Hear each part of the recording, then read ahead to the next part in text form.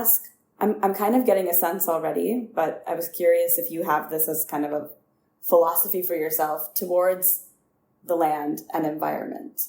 Because you described here bringing this tree, almost rescuing this tree from the lake, that, you know, and giving it a new life, a new place. And so how do you think about land and the environment at large?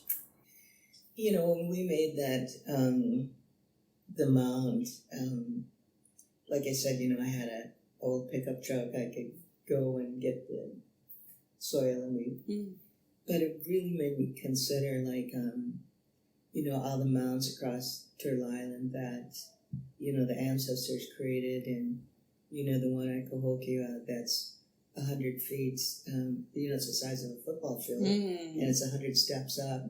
Wow. And, you know, it was, at that time, Cahokia was larger than Paris, you know, when it was created. And, but just, you know, they didn't have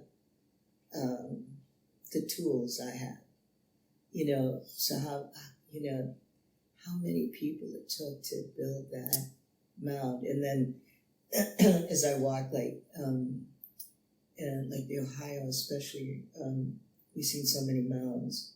And of course the Great Serpent Mound, mounds in the southeast, you know, really resemble the pyramids in Mexico and Central America. So, you know, those were all had to have been group efforts over years and years and years to create these mounds. And so I don't think, so that's how the tribes survived, right? By being so communal. And so, you know, I'm also from a very large family, and rarely did we do anything alone. You know, so I think that's just kind of natural way of being. It's a collective stewardship, yes. Right? That's what you're describing.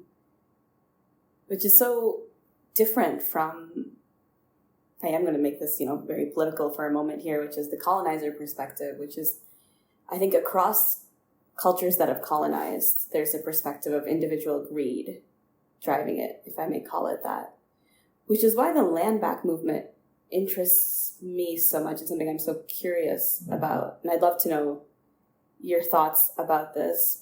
Maybe does it relate to the water walks? Yeah. What's your philosophy about these things? Well, you know, there was, so everything is political. And when I was a teenager, that of course was, but even before that, and when Kennedy and Nixon were both running for the presidency, I was probably about 10 years old. But I had many discussions with my father about that, and he, you know, he wanted Nixon to win because he said Republicans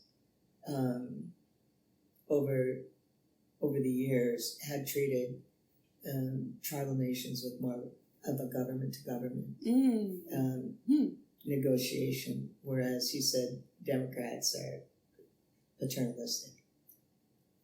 And that's still the case. Yes. And but anyhow, but I you know, when we would go home from school and we would see that my dad was home, we'd all get happy. And the kids on the bus were all white. When they would see their dad struck in the driveway, they'd go, "Oh shit, you know, Dad's home." And that was not our, you know, our. And I thought that was kind of strange, but then when you understand, like, even how the socialization process and the familial process, right? When we sat at the kitchen table, everybody had the opportunity to speak.